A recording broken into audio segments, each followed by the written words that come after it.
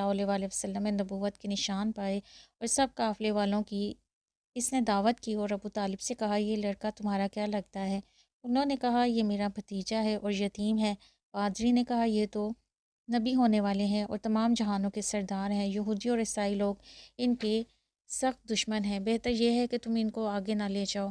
ابو طالب نے اپنا مال اسی جگہ فروخت کر دیا اور بہت سا نفع حاصل کر کر لوٹ آئے۔ لکھا ہے کہ جب آپ صلی اللہ علیہ وسلم بڑے ہو گئے تو گھر سے باہر نہ جاتے اور لڑکوں کو کھیل تماشا دیکھتے مگر ان کے ساتھ کھیل میں شریک نہ ہوتے۔ حضور صلی اللہ علیہ وسلم کا سینہ فرشتوں نے پہلی دفعہ پیدائش کے وقت چیرا، دوسری دفعہ کا واقعہ حضرت حلیمہ کے بیٹے نے بیان کیا، تیسری دفعہ 10 برس کی عمر میں چیرا گیا، چوتھی دفعہ معراج کی رات میں چیرا گیا اور قلب مبارک کو دھویا گیا۔ حضرت مولانا شاہ عبدالعزیز رحمۃ اللہ علیہ دہلوی نے اس کی یہ حکمت لکھی ہے کہ پہلی دفعہ چیر کر دھونے میں یہ حکمت تھی کہ جو باتیں کھیل تماشے کی بچوں میں ہوتی ہیں وہ آپ صلی اللہ علیہ وسلم میں نہ رہیں۔